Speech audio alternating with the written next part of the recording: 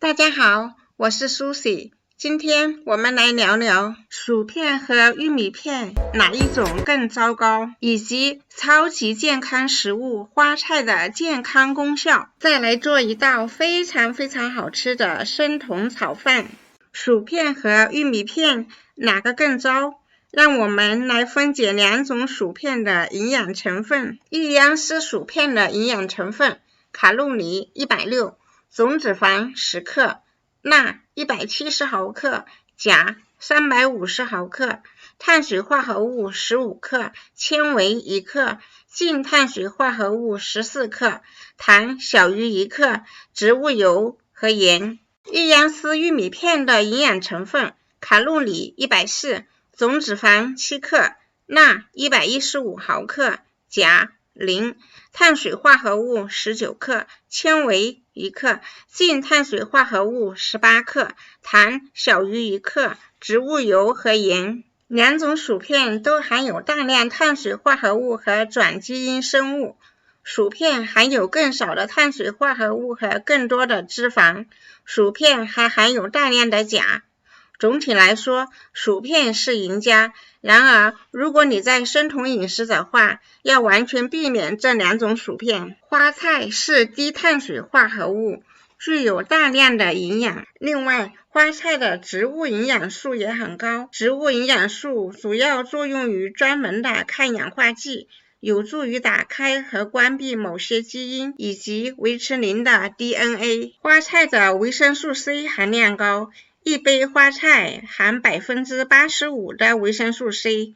胆碱，一杯花菜含45毫克的胆碱。胆碱是人体正常生长发育和维持各项身体功能健康运行的必要营养素。花菜富含维生素 K、B1、B2、B3、叶酸、B5、镁和钾。花菜是生酮饮食计划中最好的食物之一。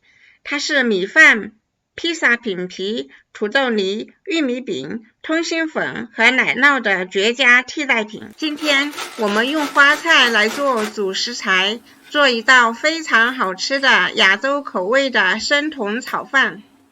我们准备1颗新鲜的花菜，洗干净以后，用擦丝机把它磨成碎末。用花菜来代替米饭做蛋炒饭。花菜是低碳水化合物，没有淀粉。我们把花菜放入一只烤盘里，预热烤箱摄氏150度烤30分钟。这样做的目的是为了在等下做炒饭的时候，花菜不会出水。橄榄油30毫升，生姜末3克，大蒜末3克，胡萝卜2根切成丁，洋葱1个切成丁。